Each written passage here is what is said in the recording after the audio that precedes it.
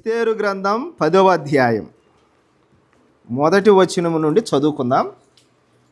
ఎస్తేరు గ్రంథం 10వ అధ్యాయము మొదటి వచనము నుండి.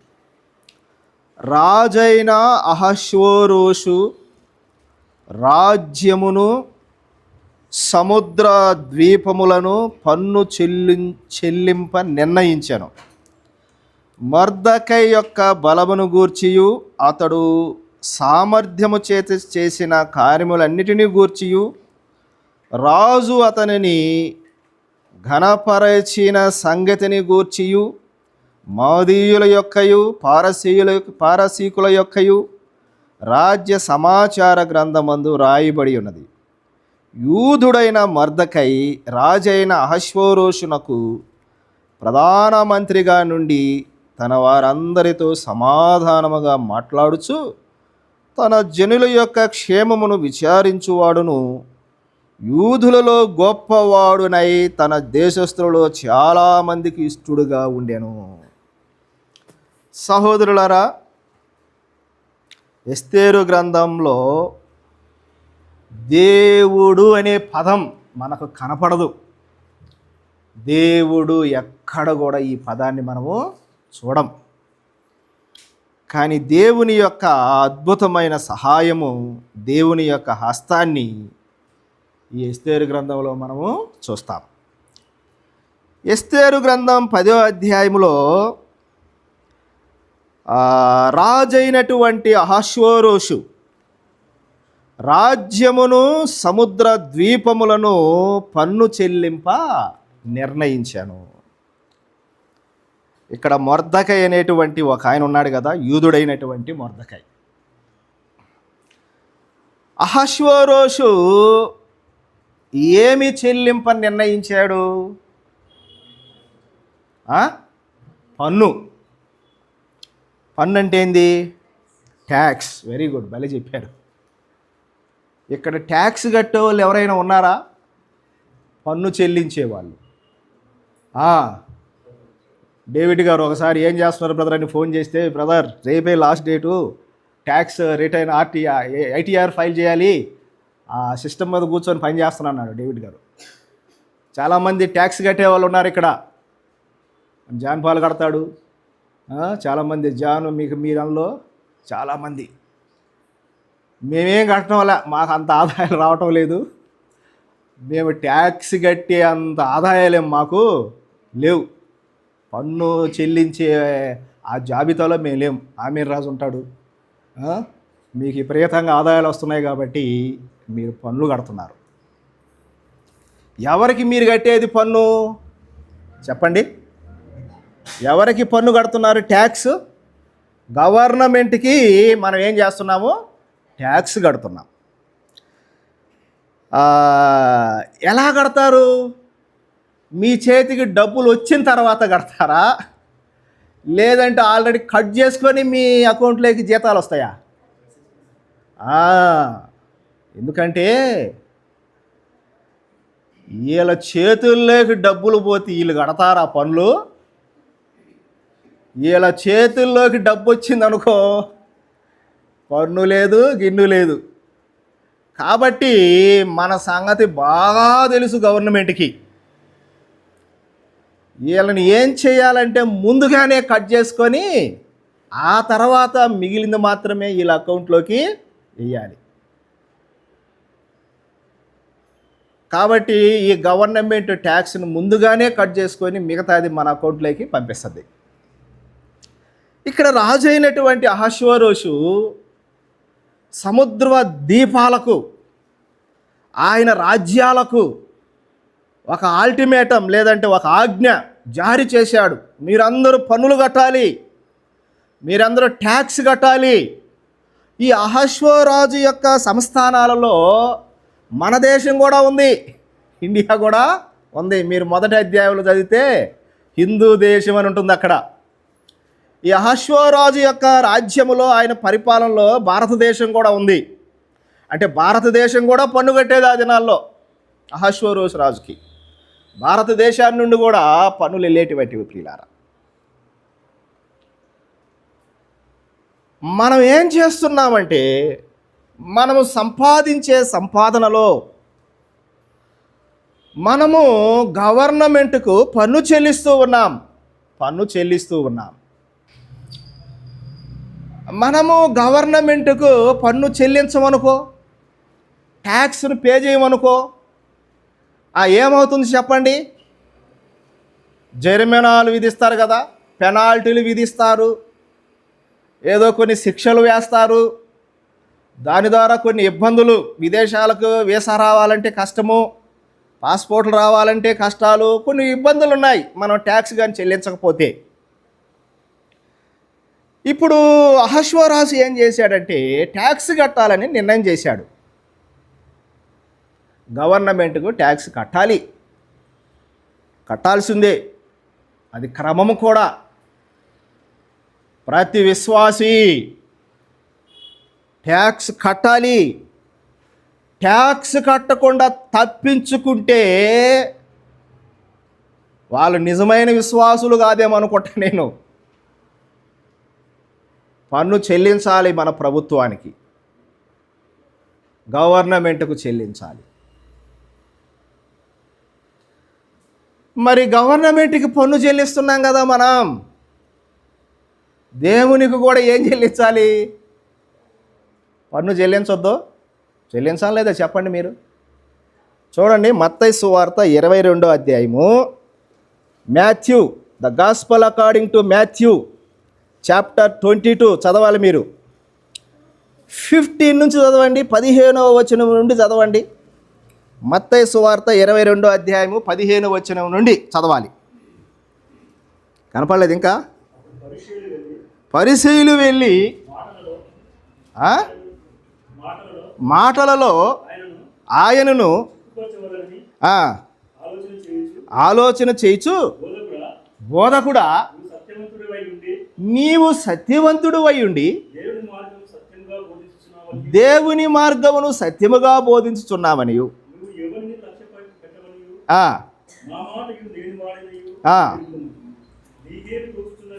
తోచుచున్నది. చదువు. ఇక్కడి నుంచి జాగ్రత్తగా వెళ్ళి, కైసరునకు పన్నిచ్చుట న్యాయమా కాదా? మాతో చెప్పుమని అడుగుటకు హేరోదీయులతో కూడా ఆయన శిష్యులను తన యొద్దకు పంపెను.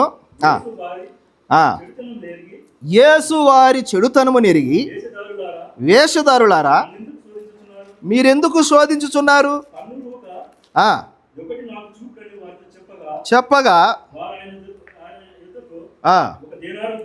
తెచ్చిరి. అప్పుడు ఆయన పైవ్రాతయు ఎవరివని వారిని అడుగగా వారు కైసరవనిరి. అందుకైన అలాగైతే కైసరునకు, దేవునివి దేవునకు చెల్లించుడని వారితో చెప్పాను. 21వ వచనం చాలా ప్రాముఖ్యమైంది. అక్కడ ఏముందంటే, అందుకైన అలాగైతే కైసరునివి కైసరునకు, దేవునివి దేవునికి చెల్లించుడి. జాగ్రత్తగా వినాలి. మనమందరము గవర్నమెంట్కి పన్ను చెల్లిస్తున్నాం. దాని అర్థము కైసరునకు మనమందరం ఏం చేస్తున్నాము? పన్ను చెల్లిస్తూ ఉన్నాం. కైసరునకు, సీజర్కి పన్ను చెల్లించటం అంటే గవర్నమెంట్కి పన్ను చెల్లించటం. సీజర్కి పన్ను చెల్లించడం అంటే మనము సంపాదించే సంపాదనలో, మనకు వచ్చే ఆదాయములో దాని పర్సెంటేజ్లు తెలుసు కదా మనకు. ఆ పర్సెంటేజ్లను బట్టి గవర్నమెంట్కి మనం పన్ను చెల్లిస్తున్నాం. కానీ ప్రభు అంటున్నాడు అక్కడ, మీరు చెల్లించాల్సింది గవర్నమెంట్కే మాత్రమే కాదు, గవర్నమెంట్కి చెల్లించాలి, కైసరునకు చెల్లించాలి, సీజరునకు చెల్లించాలి. మీరు అది ఖచ్చితం. మీరు ఈ దేశంలో ఉన్నారు, ఈ దేశపు ప్రయోజనాలు పొందుతూ ఉన్నారు. కైసరునకు లేదా గవర్నమెంట్కు మీరు పన్ను చెల్లించాలి. మాత్రమే కాకుండా దేవునికి కూడా ఏం చేయాలి? పన్ను. దేవునివి దేవునికి చెల్లించాలి, గవర్నమెంట్వి గవర్నమెంట్కి చెల్లించాలి. కానీ మనలో చాలామంది విశ్వాసులు వారి యొక్క సంపాదనలో, వారి యొక్క ఆదాయములో గవర్నమెంట్కు మాత్రమే ట్యాక్స్ కడుతున్నారు. ఐటీఆర్ ఫైల్ చేస్తూ ఉన్నారు. గవర్నమెంట్కి ఇవ్వాల్సింది ఇస్తూ ఉన్నారు.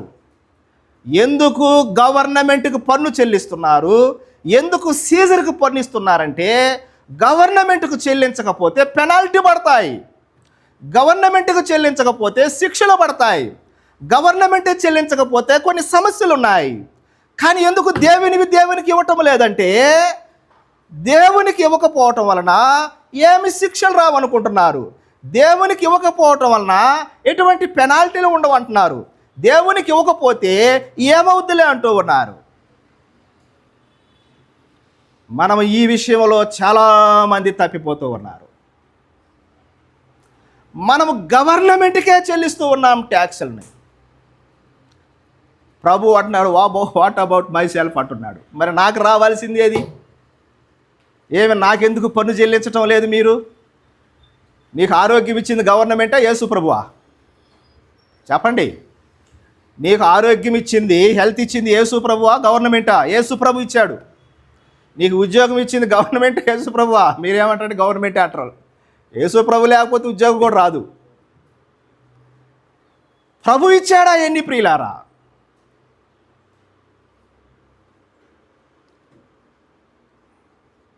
ప్రభువుకి ఇవ్వకపోవటం వల్ల వచ్చే పెనాల్టీలు కూడా ఉన్నాయి.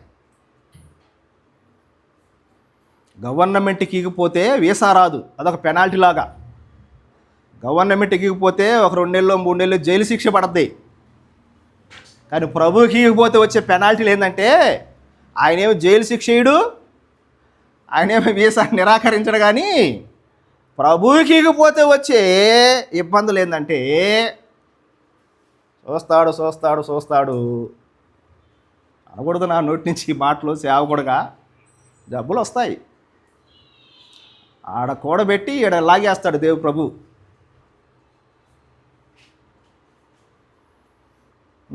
కాబట్టి ఆలోచన చేసుకోవాలి. మనం అందరం ఆలోచన చేసుకోవాలి. కైసరవి కైసరికి ఇవ్వండి, ప్రభువుకి దేవునికి ఇవ్వండి. ప్రభు ఈ పని చేయలా, గవర్నమెంట్ చేసింది. ఇలా చేతిలో పడితే రావురా ట్యాక్సీలు అని చెప్పి ముందే కట్ చేసేసుకుంటారు వాళ్ళు. ప్రభువుగా నా పని చేసి ఉంటే ఎట్టుండేదే? ప్రభు కూడా వీళ్ళ చేతుల్లో పడితే నాకాడ వస్తాయి. ఏదన్నా ఒక మార్గం కనిపెట్టి ఉంటే బాగుండేది. ప్రభు కూడా పరలోకం నుండి అది కనిపెట్టలేదు కాబట్టి స్వేచ్ఛకి ఇవ్వమని చెప్పాడు. కాబట్టి మీకు ఇష్టం ఉంటే ఇవ్వండి, లేదన్నాడు. కాబట్టి ఇష్టం ఉంటే ఏం కాదు. సహోదరులారా, గవర్నమెంట్కి చెల్లించేది గవర్నమెంట్కి చెల్లించాలి. ఇంకెవరికి చెల్లించాలి? ప్రభువుకి చెల్లించేది ప్రభువుకి చెల్లించాలి. Something we have to give something. అవసరాలన్నీ తీర్చుకుంటున్నాం కదా, ప్రభు అవసరాలు కూడా గుర్తెరగాలి. మనం సంఘ అవసరాలు కూడా గుర్తెరగాలి. మనం ప్రభువుకి చెల్లించేటివి ప్రభువుకు కూడా చెల్లించాలి. ప్రియులారా, మనం ఒకసారి ఆలోచన చేయాలి. మనం ఈ అహష్వేరోషు రాజు పన్ను చెల్లింపని నిర్ణయించాడు. గవర్నమెంట్కి పోవాల్సింది గవర్నమెంట్కు, దేవునికి పోవాల్సింది దేవునికి. ఆ తర్వాత మిగతాదే మనకు. పాత నిబంధన ప్రకారము దశమ భాగం ఇవ్వాలి. నూతన నిబంధన ప్రకారం దశమ భాగం ఏం కాదు, హృదయంలో నిశ్చయించుకున్నది. పాత నిబంధనలో దేవుడు ఏమంటాడంటే, నేను నీకు ఇచ్చాను, నీకు ఇచ్చిన దాంట్లో 10వ భాగం నాకు చాలన్నాడు. అంతే. పాత నిబంధనలో నేను నీకు 10,000 ఇచ్చాను, 10వ భాగం దాంట్లో అన్నాడు. అంతే. 1,000 రూపాయలు ఇచ్చి 9,000 నువ్వు వాడుకో అన్నాడు. కానీ నూతన నిబంధనలో ఏమన్నాడు తెలుసా ప్రభు? నీకు నేను 50,000 ఇచ్చాను, నెలకు 50,000 నాకు ఇచ్చి దేవా మా అనుదిన ఆహారం మాకు దయచేయమని ప్రార్థన చేయమన్నాడు నూతన నిబంధనలో. అదే కదా ప్రభు నేర్పించిన ప్రార్థన. మా అనుదిన ఆహారము మాకు దయచెయ్యి అన్నాడు. ఆ స్థితిలోకి రావాలి ప్రియులారా. మనం ఏమంత ఇవ్వాల్సిన పని లేదులేండి, అంత ఏమి ఆయనకి సమర్పించాల్సిన పని లేదు ప్రియులారా. గవర్నమెంట్కి చెల్లిస్తూ ఉన్నారు. ప్రభువుకి ఇవ్వవలసింది ప్రభువుకి కూడా ఇవ్వాలి. తర్వాత మనం బాగా అక్కడ చదివితే 2వ వచనం, మొర్దెకై యొక్క బలమును గూర్చియు అతడు సామర్థ్యము చేత చేసిన కార్యములన్నిటిని గూర్చి రాజు అతనిని గణపరిచిన సంగతిని గూర్చి మాదీయుల యొక్క పారసీల యొక్క రాజ సమాచార గ్రంథమందు వ్రాయబడి ఉన్నది. ఇక్కడ మొర్దెకై యొక్క బలమును చూస్తూ ఉన్నాం, మొర్దెకై యొక్క సామర్థ్యాన్ని చూస్తూ ఉన్నాం, మొర్దెకై గణపరచబడిన మనం చూస్తూ ఉన్నాం. మొర్దెకై బలం ఏ బలం అయింది? శారీరక బలం కాదు, ఆత్మ బలం. మొర్దెకై స్పిరిచువల్ స్ట్రెంగ్త్ కలిగిన వాడు, ఆత్మీయ బలము కలిగిన వాడు. ప్రతి విశ్వాసి ఆత్మీయముగా బలంగా ఉండాలి ప్రియులారా. ఆత్మీయంగా బలంగా ఉండటం అంటే ప్రార్థన, వాక్యము, ప్రభువుతో సహవాసము, సహోదరులతో సహవాసము, ఆత్మ సంబంధమైన విషయాల్లో తీవ్రత, ఆసక్తి. ఇక్కడ మొర్దెకైని మనం చూస్తే ఆ హామానుకు అందరూ నమస్కారాలు చేస్తున్నారు, అందరూ మొక్కుతూ ఉన్నారు అతనికి. కానీ మొర్దెకై మాత్రం మొక్కలేదు, మొర్దెకై మాత్రం నమస్కారం చేయలేదు. నువ్వు ఒక అన్యుడివి, నీకు నిజదేవుడు ఎవరో తెలియదు, ఒక అన్యుడికి నేను మొక్కనన్నాడు. అదే ఆత్మీయంగా బలంగా ఉండటం అంటే. ఆత్మీయంగా బలంగా ఉండటం అంటే అదే ప్రియులారా. నువ్వు ఒక అన్యుడివి, నేను ఒక యూదుడను, నేను ప్రభువుని ఎరిగిన వాడను, నేను ప్రభువు బిడ్డనైన నేను అన్యుడైన నిన్ను లేదా నీకు నేను మొక్కను. అలాంటి నిర్ణయాలు, అలాంటి ఖచ్చితమైనటువంటి నిర్ణయాలు తీసుకోవటంలోనే మన ఆత్మీయ బలం కనపడుతుంది, మన ఆత్మీయ బలం కనపడుతుంది ప్రియులారా. ఆత్మ సంబంధమైన విషయాల్లో మనం ఏం చేయాలంటే, ఇలాంటి నిర్ణయాలు వచ్చినప్పుడు, ఇలాంటి పరిస్థితులు ఎదురైనప్పుడు మనం ఎంత బలంగా ఉన్నాం, ఎంత శక్తిగా ఉన్నాం ఆత్మ సంబంధమైన విషయాల్లో, అక్కడే మనకు కనపడుతుంది ప్రియులారా, అక్కడే మనకు కనపడుతుంది. కాబట్టి మొర్దెకై బలం దేంట్లో? అన్యుడైనటువంటి ఆ హామానుకు మొక్కలేదు, అన్ని ఆచారాలను పాటించలేదు, అన్ని సంబంధమైనటువంటి వాటిని అనుసరించలేదు మొర్దెకై. తర్వాత సామర్థ్యం అన్నాడు కదా, అతని సామర్థ్యము. మొర్దెకై ఏబుల్ పర్సన్, అతను ఏబుల్ మ్యాన్, సామర్థ్యం కలిగిన వాడు ప్రియులారా, సామర్థ్యం కలిగిన వాడు. విశ్వాసులమైన మనం కొన్ని విషయాల్లో సామర్థ్యం ఉండాలి. దేవుడు కొన్ని సామర్థ్యాలు ఇస్తాడు మనకు. పాట పడే సామర్థ్యం, ఆ టాలెంట్, పాటలు లేదా ప్రభు వాక్యం బోధించే సామర్థ్యం, ఇక్కడ రకరకాలుగా మనకిచ్చిన సామర్థ్యాలను ఎప్పుడు కూడా మనం దాచుకోకూడదు. మన సామర్థ్యాలను దాచుకోకూడదు, వాటిని బయట పెట్టాలి. ప్రభు కోసమై వాటిని వాడాలి, మన సామర్థ్యాలను. తర్వాత మనం ఏం చూస్తాం? రాజు గణపరిచాడు కదా అతన్ని, గణపరచబడిన మొర్దెకైగా మనం అతను చూస్తూ ఉన్నాం. ఎవరైతే ఎలాంటి ఆత్మీయంగా బలం కలిగి ఉంటారో, సామర్థ్యం కలిగి ఉంటారో, ప్రభు కొరకు నమ్మకంగా జీవిస్తారో, ప్రభు వాళ్ళని ఘనపరుస్తాడు, ప్రభు వాళ్ళని మహిమ ఘనతను తీసుకొని వస్తాడని మనం చూస్తాం ప్రియులారా. తర్వాత 3వ వచనంలో ఏముంది? అక్కడ యూదుడైన మొర్దెకై రాజైన అహష్వేరోషునకు ప్రధానమంత్రిగా నుండి తన వారందరితో సమాధానముగా మాట్లాడుచు. మొర్దెకై అందరితో ఎట్లా మాట్లాడుతున్నాడు? సమాధానముగా మాట్లాడుతున్నాడు. తన వారందరితో, యూదులందరితో, తన వారందరితో సమాధానముగా మాట్లాడుచూ ఉండెను. అలాగైతే మనం కూడా ఎలా మాట్లాడాలి?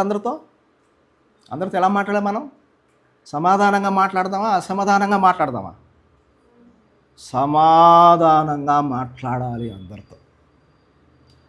ప్రభువుని నమ్ముకున్న మనం ఎవరితో అసమాధానంగా ఉండకూడదు, అందరితో సమాధానంగా ఉండాలి, అందరితో సమాధానంగానే మాట్లాడాలి.